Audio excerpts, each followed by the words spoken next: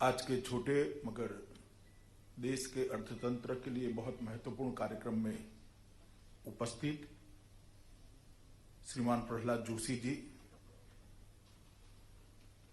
कोयला और खदान मंत्री भारत सरकार, श्री अनिल कुमार जैन, कोयला सचिव महोदय, श्री एम नागराजू जी, श्री अरुण मेहता जी और उपस्थित सभी भाइयों और बहनों, आज एक महत्वपूर्ण कार्यक्रम में हम यहां पर उपस्थित हैं। एक लंबे समय से कोयला क्षेत्र की स्थगितता को दूर करना, कोयला क्षेत्र में पारदर्शिता लाना और कोयला क्षेत्र के अंदर जितनी क्षमता पड़ी है इसका संपूर्ण दोहन, इसका संपूर्ण उपयोग देश के अर्थतंत्र को गति देने के लिए हो पाए, इसके लिए प्रयास हो रहे थे।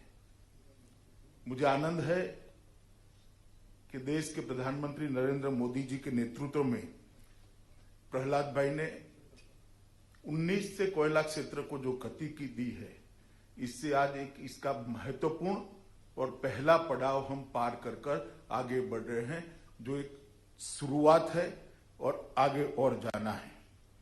मित्रों, कोयला क्षेत्र का बहुत सारे आंकड़े मैं नहीं जाना चाहता, मगर दूर से अगर कोयला क्षेत्र को देखते थे तो हमेशा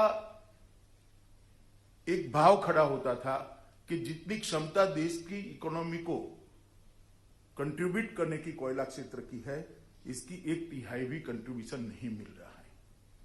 बहुत सारे हर्डल्स थे, बहुत सारी नीतियां ऐसी थी जो आगे नहीं बढ़ने देती थी, परंतु नरेंद्र मोदी जी के नेतृत्व में जब से सरकार बनी तब से एक महत्वपूर्ण फैसलों में लेना शुरू हुआ, नीति विषयक परिवर्तन आने शुरू हुए, एडमिनिस्ट्रेटिव रिफॉर्म्स आने शुरू हुए और इस सब का परिणाम ये आया कि 2014 को हम देखते हैं तो 2014 के जो कोयला क्षेत्र था वो बिल्कुल ब्यूरोक्रेसी की नाकचूड़ के अंदर फंसा हुआ दिखाई पड़ता था।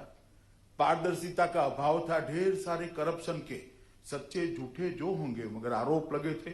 सुप्रीम कोर्ट इसका संज्ञान लेती थी, कहीं पर भी सरलता और सहजता नहीं दिखाई पड़ती। इतना कॉम्प्लेक्स बना दिया गया था कि किसी के लिए भी काम करने की बहुत बड़ी दिक्कत होती थी और समानता और इक्वलिटी का भी अभाव था।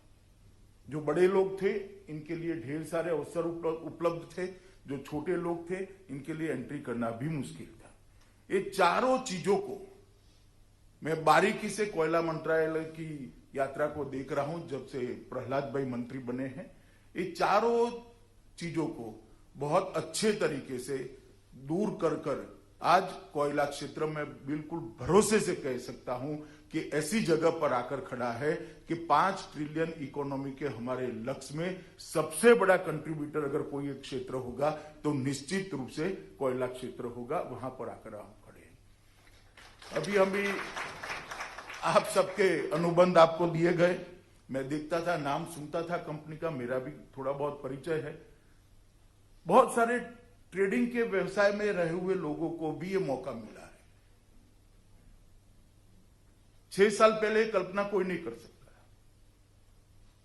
और मैं कहना चाहता हूं जिन नए लोगों को ये आज मौका मिला है उनको कि आपको स्केल बदलने का एक बहुत बड़ा मौका भारत सरकार ने दिया है, प्रधानमंत्री जी ने दिया है, श्री प्रहलाद जोशी ने दिया है। आपके जीवन में स्केल बदलने का मौका मिला है, वो ही बताता है कि यहां पर इक्वालिटी का भाव है, यहां पर पारदर्शिता है। वरना पारदर्शिता न होती तो आपकी एंट्री ही शायद बहुत दिक्कत वाली होगी। मित्रों, ये महत्वपूर्ण क्षेत्र के अंदर आज जो 2 चीजें होने जा रही है, एक तो पहले जो सफल बिल्डर थे उनको उनके अधिकार पत्र दिए गए हैं और सिंगल विंडो सिस्टम की भी आज शुरुआत हो रही है। मैं इसलिए प्रहलाद जी और इनके मंत्रालय को बहुत बहुत अभिनंदन देता हूं, साधुवाद देता हूं। मित्रों, प्रधानमंत्री जी का जो स्वप्न है आत्मनिर्भर भारत का, 130 करोड़ का मार्केट, 130 करोड़ की आबादी का मार्केट, हमारे पास दुनिया का सबसे ज्यादा इंटेलिजेंट युवा है, सबसे ज्यादा पढ़ा लिखा युवा है, हमारे पास मेहनत कश मजदूर भी है और हमारे पास एक पारदर्शी लोकतंत्र भी है, मगर ये देश आत्मनिर्भर न हो ऐसा कैसे चलेगा। प्रधानमंत्री जी ने एक विजन रखा है कि आत्मनिर्भर भारत की रचना करना। 2022 आजादी के 75 साल जब समाप्त हो तब हर क्षेत्र के अंदर भारत आत्मनिर्भर हो, यहां से दुनिया को गति मिले, यहां से दुनिया की अर्थतंत्र को गति मिले, और जब दुनिया के अर्थतंत्र को भारत गति देता है तब भारत का अर्थतंत्र का उभर कर आना बहुत स्वाभाविक है।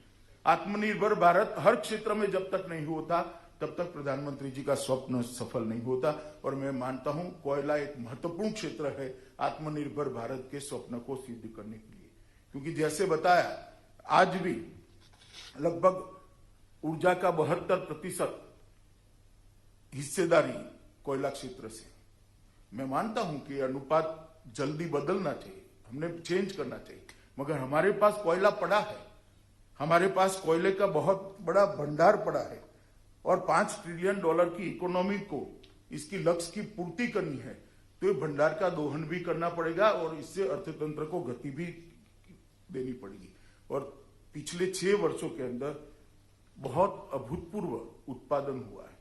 मैंने 60 साल के कल आंकड़े स्टडी किए थे और 6-6 साल के 10 स्पेल बनाए। मुझे कहते हुए गर्व होता है कि उत्पादन की वृद्धि सबसे ज्यादा आजादी के बाद यही 6 साल के अंदर हुई है, जो 6 साल मोदी जी के नेतृत्व में। विश्व का चौथा सबसे बड़ा भंडार हमारे पास है और हमारे पास मांग भी बहुत है, फिर भी एक और तो भंडार उपलब्ध है, दूसरी ओर कंजम्पशन की क्षमता भी है, परंतु कोयला आयात भी किया जा रहा है। मैं मानता हूं कि हमारे देश के लिए बहुत जरूरी है कि कोयला निकालने की गति हम लगभग बढ़ाए, क्योंकि वर्ष 19-20 के अंदर ही 250 मिलियन टन कोयले का हमने आयात किया है, जो हमारे देश के लिए ना ठीक है ना हमारे अर्थतंत्र के लिए ठीक है। आज एक कार्यक्रम के अंदर ये 2 कार्यक्रमों को एक साथ जोड़ा गया है, मगर इसके अलावे भी ढेर सारे सुधार भी किए गए। कॉमर्शियल कोल माइनिंग की मंजूरी दी है, वो तो आप एक कार्यक्रम है ही। 100% FDI को भी हमने परमिशन दिया है। कोल ट्रांसपोर्टेशन इंफ्रास्ट्रक्चर की एक बहुत बड़ी योजना बनाई है। ईज ऑफ डूइंग बिजनेस के माध्यम से सबसे ज्यादा सुधार अगर किसी एक क्षेत्र के अंदर हुए हैं तो कोयला क्षेत्र के अंदर। कोल गैसिफिकेशन के लिए भी नए इनिशिएटिव लिए गए हैं और ये सारे इनिशिएटिव को जमीन पर उतारने के लिए इसके अनुकूल नीतियां बनाने की भी गति बहुत बड़ी हुई। हम सब जानते हैं कि यीशु का 2020 का साल जो था वो पूरे विश्व के लिए संकट था। कोरोना महामारी ने पूरे विश्व को जकड़ कर रखा था। मानव जात ने शायद इतना बड़ा संकट कभी नहीं झेला होगा, और जो देश दुनिया का नेतृत्व करते थे वो सब देश इसमें इनको मार्ग नहीं दिखाई पड़ता था। भारत के अंदर प्रधानमंत्री जी के नेतृत्व में कोरोना के खिलाफ लड़ाई बहुत अच्छे तरीके से लड़ी गई और हमें बहुत अच्छी सफलता मिली। आंकड़ों को देखते हैं तो अमेरिका, इंग्लैंड, फ्रांस, इटली, ढेर सारे विकसित माने जाने वाले देशों की तुलना में मृत्यु दर भी हमारा सबसे कम है और हमारा फैलने का दर भी अब बहुत कम होने लगा है। ये बताता है कि जहां इंफ्रास्ट्रक्चर की विशेष कर हेल्थ सर्विसेज के इंफ्रास्ट्रक्चर की बहुत कमी मानी जाती थी, वहां पर हमने अपने आप को आत्मनिर्भर कराया। चाहे पीपीई किट बनानी है, चाहे वैक्सीन बनानी है, चाहे वेंटिलेटर बनाने हैं, चाहे छोटे से छोटी जगह पे हेल्थ इंफ्रास्ट्रक्चर डिस्ट्रिक्ट लेवल पर खड़ा करना है। और इसी का परिणाम है कि हम सफलता से बाहर निकले और कुछ ही दिनों में वैक्सीनेशन का कार्यक्रम भी शुरू हो जाएगा और मैं मानता हूं दुनिया का सबसे बड़ा वैक्सीनेशन का कार्यक्रम भारत में शुरू होने जा रहा है थोड़े दिनों के अंदर ही। ये लड़ाई तो हम सफलतापूर्वक लड़े ही, परंतु इसका एक दुष्परिणाम था कि दुनिया भर के अर्थतंत्र पर बहुत बुरी असर पड़ी। लॉकडाउन हुए, फैक्ट्रियां बंद हो गई, माल की ढुलाई बंद हो गई। सब तरह से अर्थतंत्र पर बुरी असर पड़ी। भारत के अर्थतंत्र पर भी बुरी असर पड़ना बहुत लाजमी था और पड़ी भी है। परंतु अभी इकोनॉमिस्ट वी शेप रिकवरी की बात करते हैं। सब ग्राफ तो दे देते हैं वी शेप, मगर वी शेप रिकवरी क्यों आई? मैंने नजदीक से देखा है कि एक और तो कोरोना के खिलाफ लड़ाई लड़ी जा रही थी। खुद प्रधानमंत्री जी इसका नेतृत्व करते थे और प्रधानमंत्री जी ने शुरुआत से कोरोना के खिलाफ लड़ाई का एक चरित्र तय किया था कि दुनिया भर में कोरोना के खिलाफ सरकारें लड़ती है, भारत के अंदर सरकार और 130 करोड़ लोग साथ में मिलकर ये लड़ाई को लड़ेंगे और जीतेंगे। इसके कारण हमें सफलता मिली है। और दूसरी ओर इसी कालखंड के अंदर जब सब गतिविधियां बंद थी, पॉलिसी रिफॉर्म के लिए ढेर सारे फैसले लेने का काम नरेंद्र मोदी सरकार ने किया। ढेर सारे फैसले, आप कल्पना नहीं कर सकते इतने फैसले लिए। कुछ की घोषणा हो गई, कुछ की घोषणा अभी होगी। कृषि के अंदर, कृषि के क्षेत्र के अंदर ढेर सारे बदलाव किए गए। शिक्षा नीति इसी समय के अंदर हमारी पूरी होकर बाहर आई। अंतरिक्ष के क्षेत्र के अंदर भी बहुत सारे रिफॉर्म किए हैं। इकोनॉमी में भी बहुत सारे रिफॉर्म किए हैं। फार्मा और फर्टिलाइजर के भी अंदर बहुत सारे रिफॉर्म किए गए हैं। इंफ्रास्ट्रक्चर के लिए भी ढेर सारी नई योजनाएं और ईज ऑफ डूइंग को लाने की गति हमने आगे बढ़ाई है। और ईज ऑफ डूइंग को भी जितने जितने हर्डल और थे, इसका एक एडमिनिस्ट्रेटिव खाका तैयार करने का काम इसी कोरोना काल के अंदर किया। विश्व में कहीं पर भी कोरोना के खिलाफ लड़ते लड़ते आने वाली मंदी को आगे कैसे निपटना, इसकी तैयारी नहीं हुई कि भारत सरकार ने नरेंद्र मोदी जी के नेतृत्व में 2 मोर्चों पर लड़ाई लड़ी। कोरोना के खिलाफ तो लड़ाई लड़े ही लड़े, सफलता भी प्राप्त करी, और मंदी के खिलाफ भी लड़ाई लड़े कि जो आने वाली थी उसको दूरदृष्टि से देखकर ढेर सारी नीतियां, ढेर सारे रिफॉर्म बनाए गए और अब धीरे धीरे इंप्लीमेंट हो रहा है। मैं आपको कहते हुए मुझे आनंद है, आज आप जो कर रहे हैं वो भी कोरोना काल के अंदर ही इसका जन्म हुआ है। जून के अंदर शायद आपने बिडिंग 18 जून को शुरू हुई प्रक्रिया और आज आप लोगों के हाथ में अधिकार पत्र दे दी गई। इस तरह के ढेर सारे बदलाव मैं आपको गिना ही नहीं सकता। 5 ट्रिलियन इकोनॉमी, $5 ट्रिलियन इकोनॉमी का जो हमारा लक्ष्य है, कोरोना हमें थोड़ी गति तो इसकी स्लो कर सकता है, मगर मैं आपको विश्वास दिलाता हूं मोदी जी के नेतृत्व में इस लक्ष्य को हम पूर्णतया सिद्ध करेंगे और इस लक्ष्य को पार कर कर भारत एक महत्वपूर्ण मकाम पास करेगा। आज लगभग 40 निजी कंपनियों और 2 सार्वजनिक कंपनियों ने जो हिस्सा लिया था, उसमें से 23 खदानों का आवंटन हुआ है।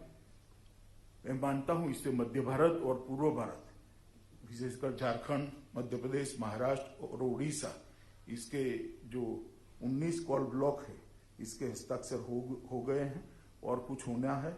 मगर ये जो 14 सक्सेसफुल बिडर है, मेरा आप सबसे एक ही निवेदन है कि आप गति बढ़ाइएगा, गति बनाइएगा, क्योंकि भारत को गति चाहिए, कोयला क्षेत्र को भी गति चाहिए। ये इंपोर्ट जितना हो सके उतना जल्दी कम करने का लक्ष्य लेकर चलिए। आप सिर्फ आपकी कंपनी का विचार मत करिएगा। आप जितना स्पीड बढ़ाएंगे, जितनी गति बढ़ाएंगे, मिशन मोड पे काम को ले जाएंगे, देश के अर्थतंत्र का भी इतना ही फायदा है। और अगर एक बार देश का अर्थतंत्र बड़ा होता है तो मौके तो हम लोगों के लिए क्या बढ़ेंगे, आपके लिए ही बढ़ेंगे। वह $5 ट्रिलियन की इकोनॉमी अगर बन जाती है तो आपके लिए भी नए रास्ते खुलेंगे, नए आयाम बढ़ेंगे। तो आज अनुबंध मिलना बहुत महत्वपूर्ण है, इसका एक महत्व भी है, परंतु इससे ज्यादा महत्वपूर्ण है उसका जमीन पर उतरना और प्रैक्टिकली माइनिंग शुरू होना, जो आप ही कर सकते हो, सरकार कर नहीं सकती। मित्रों, कोयला क्षेत्र पहले पूर्ण रूप से खुला नहीं था और उसको प्रतिस्पर्धा से भी अलग रखा गया था। इसके कारण राजस्व की भी कमी होती थी और मुझे बताया गया लगभग 27% रेवेन्यू शेयरिंग आया है। इसमें 27% आया ना जैन जी, 30% तक रेवेन्यू शेयरिंग आया है और 30% रेवेन्यू शेयरिंग के साथ ये बोलियां समाप्त हुई है। मुझे बहुत बड़ा आनंद है कि आज हम एक नए भविष्य की ओर आगे बढ़ रहे हैं। मित्रों, ये प्रक्रिया जो आज समाप्त हुई है, लगभग राज्यों को, कुछ राज्य ने शुरुआत में इस रिफॉर्म को समझे बगैर कमेंट्स दिए थे। मेरी भी बात हुई थी कुछ मुख्यमंत्रियों से, प्रहलाद भाई ने सबमिट से करी थी, वो पर्सनली भी जाकर आए, मगर राज्यों को इस प्रक्रिया से प्रतिवर्ष लगभग 6500 करोड़ रुपया से ज्यादा हिस्सा राज्यों को मिलने वाला है। मैं मानता हूं ये सालों तक अंदर पड़ा रहता तो कोई फायदा नहीं था। 6500 करोड़ रुपया राज्यों के विकास के लिए उनके हाथ में आएगा। लगभग 70,000 से, तो बहुत कंजर्वेटिव एस्टिमेट है, 70,000 से ज्यादा नौकरियों का सृजन होगा और लगभग 8 से 10,000 करोड़ के बीच में इसके अंदर इन्वेस्टमेंट आने की संभावना है। मगर मैं मानता हूं, मैं आंकड़े वही बोल पाऊंगा जो विभाग ने दिए हैं, परंतु मैं इस क्षेत्र को भी जानता हूं और मुझे मालूम है कि इतना बड़ा काम करना है तो मैन पावर कितना लगेगा और निवेश भी कितना होगा। तो ये आंकड़े सारे गलत साबित होने वाले हैं। लगभग 10,000 करोड़ का निवेश आना, हर राज्य को 6500 करोड़ से ज्यादा हर राज्य को ईयरली रेवेन्यू मिलना और 70,000 से ज्यादा नौकरियों का सृजन होना, मैं मानता हूं कि एक बहुत बड़ी बात है। लगभग कोयला के पीएसयू प्लांट में अगले दशक में 2.5 लाख करोड़ का निवेश होने जाना है। इसमें सरफेस कोल गैसिफिकेशन, सीबीएम और नई खान विकास परियोजनाओं के सहित क्लीन कोल के लिए भी बहुत सारे बदलाव किए जाएंगे और पीएसयू और प्राइवेट क्षेत्रों से दोनों को मिला दे तो लगभग 4 लाख करोड़ का इन्वेस्टमेंट हम इस क्षेत्र के अंदर आशा रख रहे हैं। इसका रोड मैप भी तैयार है और 2030 तक कोयला मंत्रालय ने लगभग 100 मिलियन टन कोल गैसिफिकेशन के लक्ष्य को रखा है।